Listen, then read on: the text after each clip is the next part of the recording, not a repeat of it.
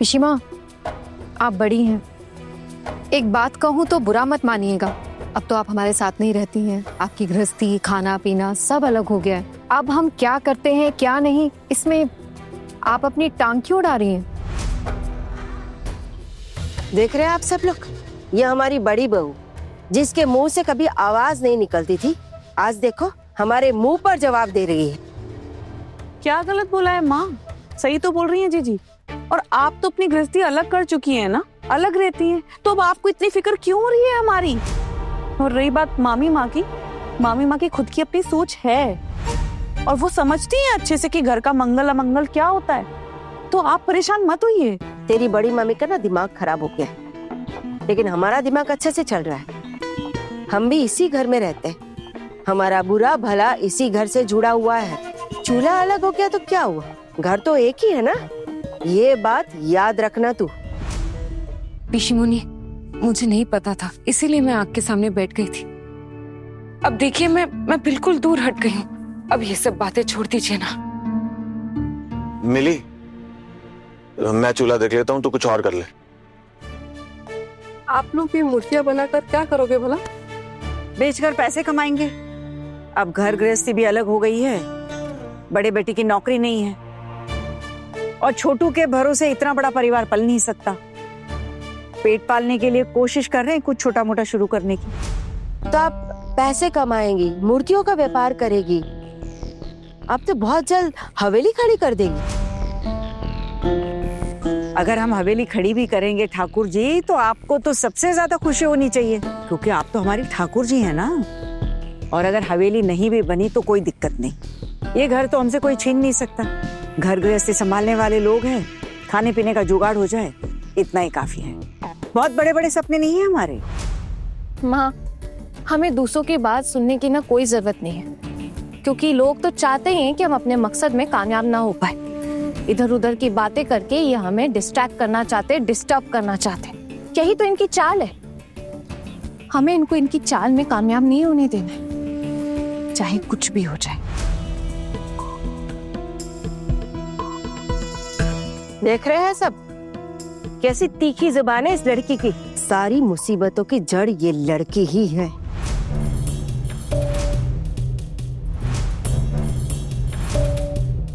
आपकी ये सारी बातें तो मैं बहुत दिनों से सुनती हुई आ रही हूँ, पर फिर भी क्या मैं अपने आप को बदली? तो अब आपके बोलने पे मैं क्यों बदलूंगी खुद को? तो फिर इतनी सारी बातें करके इतना खून जलाने का क्या मतलब है? क्या फायदा? आप जाइए, सो जाइए। आप दोपहर में सोती है ना, तो फिर आज क्यों नहीं सो रही? नींद नहीं आ रही आपको आज? दुर्गा जी, हम तो बस खड़े खड़े देख रहे हैं कि आप लोग कितनी सुंदर मूर्तियां बना रहे हैं। शुक्रिया चाची जी, हम सबको बहुत अच्छा लगा।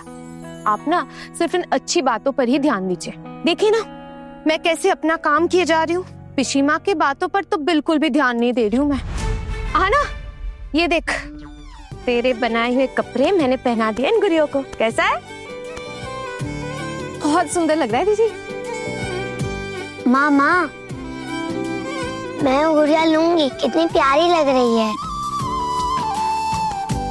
तो हमारी सोना माँ को ये गुड़िया पसंद आई? हाँ दादी। ठीक है, तुम्हारे लिए अभी दे देती हूँ, ले आना। अरे पारो, देखे आना। ये रही गुड़िया। बहुत सुंदर है दादी, बहुत मिष्टी है। पैसे तो मैं लाई नहीं, मैं बाद में आकर देती हूँ। अरे बहू, कैसी बातें कर रही हो? ये तो मेरी प्यारी गुड़िया के लिए मेरे हाथों की बनी हुई पहली गुड़िया है, जो मैं उसे उपहार में दे रही हूँ। नहीं जेठी माँ, आप इतनी मेहनत कर रही हैं सिर्फ 2 रोटी कमाने के लिए। आप लोगों का इतना बड़ा संसार टूटकर बिखर गया और हम मुफ्त में लेकर चले जाएं, ये शोभा नहीं देता। मैं पैसे देकर जाऊंगी, आप दाम तय कीजिए। अरे नहीं भाभी, कैसी बातें कर रही हैं आप? एक गुड़िया से हमारा क्या हो जाएगा? और वैसे भी ये गुड़िया माँ ने अपने हाथों से बनाई है। ये माँ के हाथों की बनाई हुई पहली गुड़िया है जो माँ खुद मुनमुन को अपने हाथों से दे रही है। मुनमुन, तुझे पता है, तू ना बहुत खुशकिस्मत है जो माँ के हाथों की बनी हुई पहली गुड़िया तुझे गिफ्ट में मिल रही है। भाभी आप देखना, इस गुड्डे गुड्डियों से ना आपके घर में बहुत सुख समृद्धि आई। और वैसे भी हमारी माँ के अंदर माँ दुर्गा जैसी शक्ति है। मैं तो हमेशा से ही कहती आई हूँ, हम जो कुछ भी करते आए हैं ना, ये सब कुछ इनके आशीर्वाद की वजह से करते आए हैं। देख रहे हैं आप सब, हाँ, कैसे सासू माँ को पटा रही है। बाहर घूमने जाने का रास्ता तय कर रही है ये। मेरी सासू माँ मुझे कहीं बाहर आने जाने से मना नहीं करती, तो मुझे उन्हें पटाने की भी कोई जरूरत नहीं है पिशी माँ। मेरी सासू माँ बाकी की सासू माँओं की तरह छोटी सोच नहीं रखती। और वैसे भी पिशी माँ, हमें तो बाहर जाना ही पड़ेगा ना, वरना ये मूर्ति हम लोग बेचेंगे कैसे? तो आप लोग क्या खुद घूम घूम कर बेचोगे? नहीं नहीं काकी माँ, शायद घूमने की जरूरत ना पड़े, कोई ना कोई उपाय निकल ही आएगा। मेरे पति ने मेरी और मेरी बेटी की जिम्मेदारी उठाने से मना कर दिया है, लेकिन आना कहती है कि घर के जो बच्चे हैं, मिष्टी मिठाई चोम इन सब की पढ़ाई रुकनी नहीं चाहिए। ना पेट पालने के लिए, घर का खर्चा चलाने के लिए, बच्चों की पढ़ाई का खर्चा पूरा करने के लिए जो पन पड़ेगा मैं करूंगी। उसके लिए मैं भी घूम घूम कर गुड्डे गुड़िया बेचूंगी, इसमें कैसी शर्म। और कोई भी काम छोटा है बड़ा नहीं होता। वैसे अभी हम ये सब नहीं सोच रहे हैं। मैं हूं ना, मैं खुद दुकानों में जा जाकर सप्लाई करूंगा, और जरूरत पड़ी ना तो ये जो गुड्डे गुड्डियां ना, इनको टोकरी में भरकर अपने सर पर उठा कर ना खुद बेचने जाऊंगा। अरे आदमी हूँ, काम करने में भला शर्म कैसी? और माँ की और इन बहुओं की बनाई हुई इतनी सुंदर सुंदर मूर्तें बेचने में मुझे क्या अर्ज है? खौखौन, मैं तो सोच रही हूँ कि उड़द के दाल की बाड़ी, वो पापड़ और फिर नारियल नाड़ू घी, ये सब भी बनाकर बेच देंगे। मेरे हाथ का घी लोगों को बहुत पसंद आता है। अरे वाह माँ, ये तो बहुत ही अच्छा आइडिया है। इससे तो हमारा छोटा सा लघु उद्योग शुरू हो जाएगा। अगर शरीर ने साथ दिया तो देखना दुर्गा अपने इन 2 हाथों से क्या क्या बना सकती है। माँ, उड़द दाल की बड़ी, पापड़, लाई के लड्डू, नारियल नाड़ू, घी, ये सब तो मुझे भी बनानी आती है। जब तक मैं यहाँ हूँ, ये सब बनाने में मैं भी आपकी मदद करूंगी। कुछ दिनों के लिए मतलब? फिर क्या तुम वापस चली जाओगी मिली? हाँ काकी माँ, उनके श्राद्ध का काम खत्म होते ही मैं वापस लौट जाऊंगी।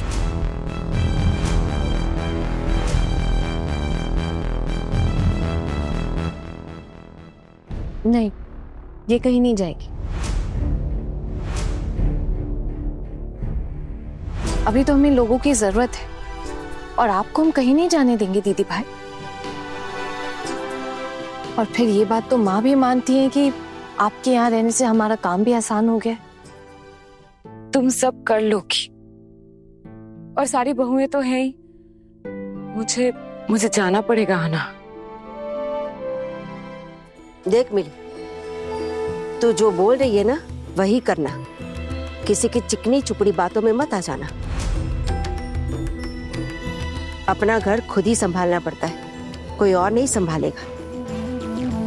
ज्यादा दिन ससुराल से दूर रही ना तो वो लोग तुझे वापस ससुराल में घुसने नहीं देंगे।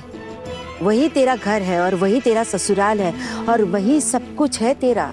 यहाँ पर तो तू मेहमान है, यहाँ पर ना तेरा कोई हक है और ना ही तेरी कोई हैसियत है यहाँ पर। ऐसा है क्या पिशी माँ? तो फिर आप क्यों इतने सालों से यहाँ पड़ी हुई है? बड़ी बहू, वैसे भी माँ, आपकी तो सबसे ज्यादा ही हैसियत है कुछ, है ना? और अगर आप अपनी हैसियत बना सकती है पिशी माँ, तो दीदी भाई भी जरूर कर लेंगे।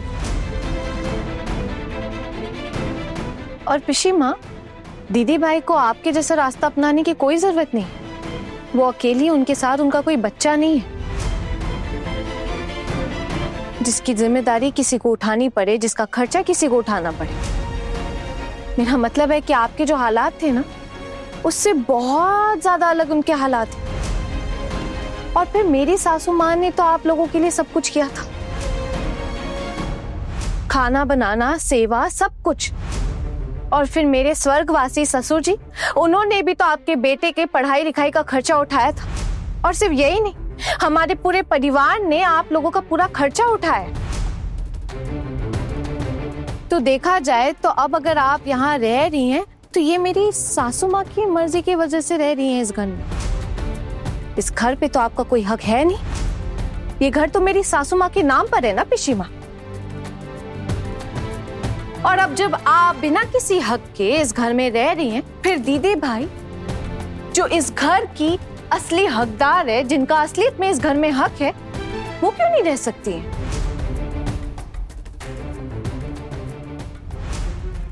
बिल्कुल सही कहा। पूर्णिमा दीदी जैसे बातें सुना रही थी वो तो अब सुनना ही पड़ेगा। अरे पूर्णिमा दीदी का स्वभाव ही ऐसा है। भाभी, आपने कुछ कहा नहीं इसे? कोई जवाब नहीं दिया इसे? हाँ, ये मुझे इतना कुछ सुनाने की हिम्मत कर गई, हाँ आपने कुछ भी नहीं कहा इसे? क्यों भाभी? अब क्या है ना ठाकुर जी, जवाब देने में हमारा समय बहुत बर्बाद होगा और बर्बाद करने के लिए हमारे पास समय नहीं है। और आपके पास क्या है? समय ही समय है बर्बाद करने के लिए। मैं कहती हूँ कि आप अभी यहाँ से चले जाइए। दोपहर में सोने तक का समय नहीं है अब हमारे पास। आप अगर पेट पालना है तो ऐसे बिस्तर पर पड़े नहीं रह सकते ना। आप तो दोपहर में आराम से सो भी सकती हैं। तो अच्छा होगा आप अपना समय ना बर्बाद करें। चले जाए यहाँ से, हमें काम करने दीजिए और यहाँ ऐसे सर पर आकर ना भिनभिनाइए मत। देख रहे हैं आप सब, इन लोगों का चाल चलन हमारी तरफ कैसा है, इसीलिए हमने इनसे रिश्ता तोड़ दिया है।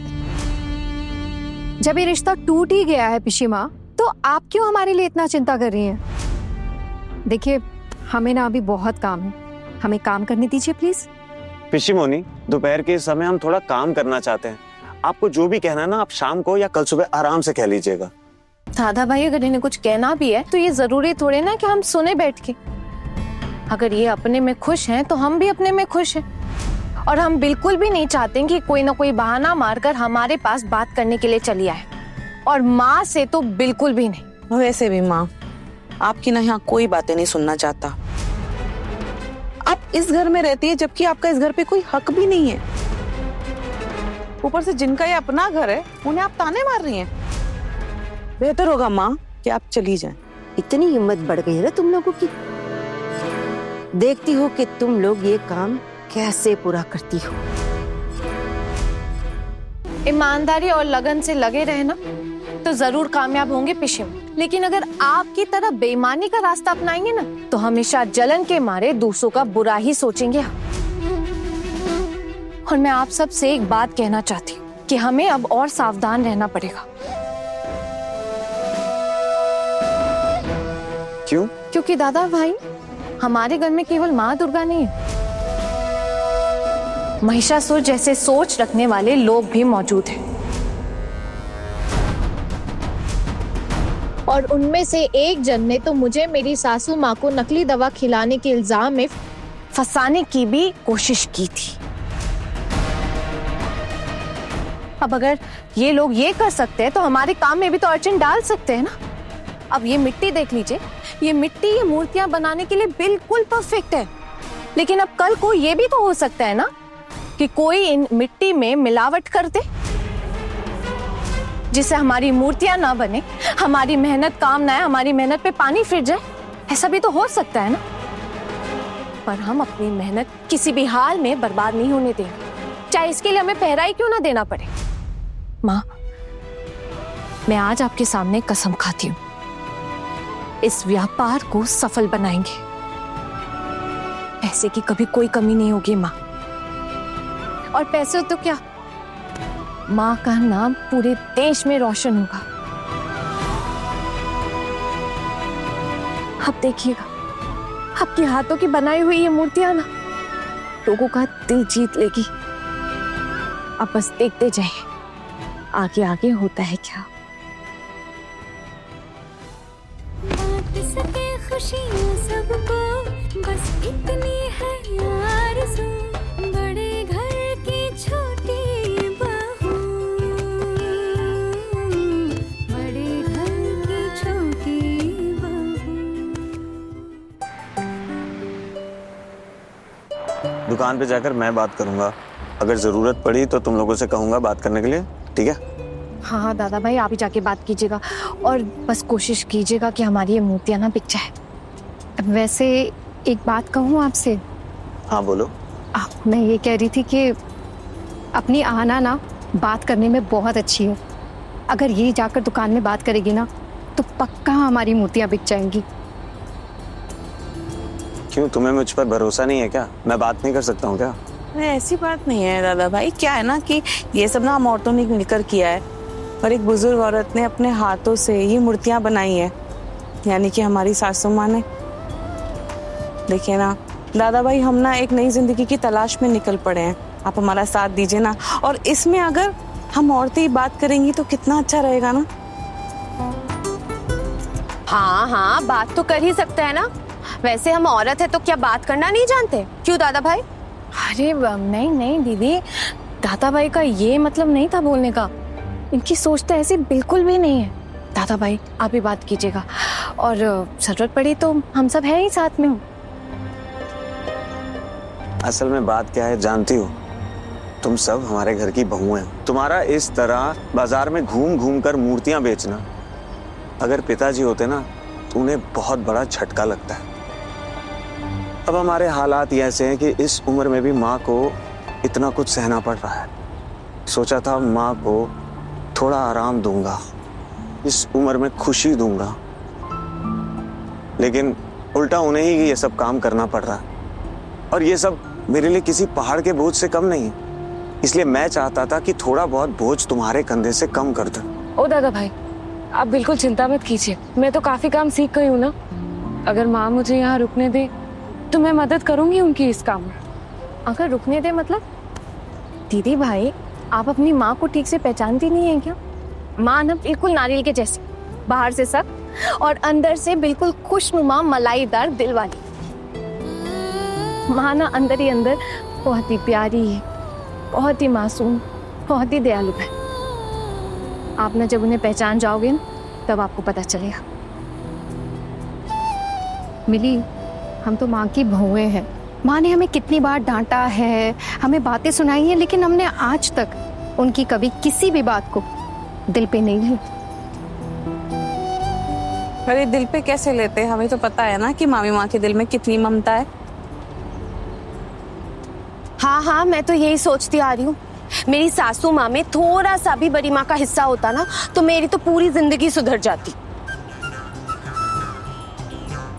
वैसे दादा भाई, आपके भाई के साथ तो मैं जा ही सकती हूँ ना उनके ऑफिस वाले क्वार्टर्स में, पर क्यों नहीं जा रही हूँ? क्यों इतना संघर्ष करके मैं यही रुकी हुई हूँ? बताइए। मेरा मन कह रहा है हम कुछ ना कुछ तो करके ही रहेंगे। करना ही पड़ेगा। सही कह रही हैं बोर दीदी, खाने पीने की ना बहुत तंगी हुई है दादा भाई। ये तो अच्छी बात है कि माँ का अपना घर है, जिसकी वजह से हमारे सर पे छत है और हमें चिंता करने की जरूरत नहीं पड़ती। और ऐसे वक्त में मेरी भी नौकरी चली गई। अगर मैं तुम्हारे इस काम में भाग दौड़ ना करूं तो तुम सब ये अकेले नहीं संभाल पाओगी, और अब कोई दूसरा काम ढूंढने का मौका भी नहीं है मेरे पास। एक बार हमारा ये काम हो जाए ना तो सबके लिए ना बहुत अच्छा हो जाएगा। और दादा भाई, आप बाहर क्यों नौकरी करेंगे? हाँ, मैं नहीं चाहती कि आप किसी दुकान में वापस खाता संभालने का काम करें, जिससे लोग आपको बुरा भला कहें, इज्जत ना करें। ऐसा काम करने की क्या जरूरत है?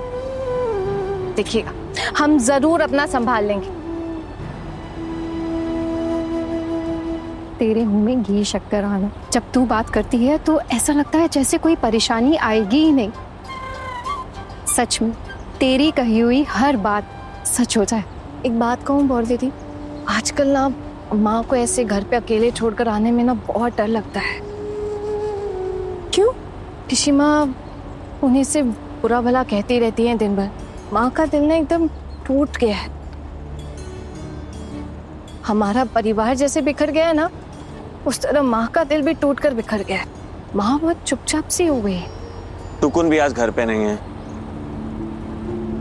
हाँ दादा भाई, वो कुछ दिन बाद वापस जा रहे हैं ना अपने काम पर, तो ऑफिस के काम से ही बस भाग दौड़ कर रहे हैं। मुझे लौटना तो पड़ेगा ही, वैसे एक बात अच्छी है कि टुकुन 2-3 महीने के लिए यहाँ आ जाता है, फिर जब वो जाता है तो पता ही नहीं चलता कब उसे छुट्टी मिलेगी दोबारा। नीता, तुम जा सकती है टुकुन के साथ। उन्होंने कितनी बार ये बात कही है तुझसे। नहीं दीदी, अभी नहीं, पहले हम कुछ कर ले, उसके बाद अगर जरूरत पड़ी तो मैं चली जाऊंगी। क्यों, कुछ गलत कहा क्या दादा भाई? टुकुन वहाँ बिल्कुल अकेला है, थोड़ी तकलीफ तो होती होगी उसे। अरे नहीं नहीं दादा भाई, उनके ऑफिस से ना घर संभालने के लिए स्टाफ दिया गया है। घर संभालने वाला क्या उनका अकेलापन दूर कर सकता है? नहीं कर सकता ना। अपनों के लिए दिल तो जरूर तड़पता होगा उनका। नहीं दीदी, अब भी मेरे जाने का सही वक्त नहीं आया है। ठीक है शोना दीदी, जैसी आपकी मर्जी। मुझे ऐसा लगता है ना कि 6 महीने 1 साल में ना हम सब जरूर अपने पैरों पे खड़े हो जाएंगे। और अगर इसके साथ साथ मुझे कोई नौकरी मिल जाए ना तो बस। तू जॉब करेगी तो फिर ये सब कौन संभालेगा? और दीदी, मैंने ये थोड़े ना कहा कि मैं सिर्फ नौकरी करूंगी। अगर हमारा बिजनेस चल पड़ा तो फिर मैं नौकरी क्यों करूंगी? हाँ, मैं तो रोज माँ दुर्गा से सिर्फ यही प्रार्थना करती हूँ कि बस वो हमारा बिजनेस अच्छे से खड़ा कर दे। सबसे बड़ी बात तो ये है कि माँ के लिए इतना सब कुछ अकेले कर पाना मुश्किल होगा। हम सबको हाथ बटाना पड़ेगा, काम सीखना होगा। अभी तो हम हर काम बांट बांट कर रहे हैं, आगे चलकर ज्यादा काम कर पाए इसका ध्यान रखना होगा। मिली, अभी तक तो तेरे पति का क्रियाक्रम भी पूरा नहीं हुआ है और हमने तुझे इस तरह काम पर लगा दिया।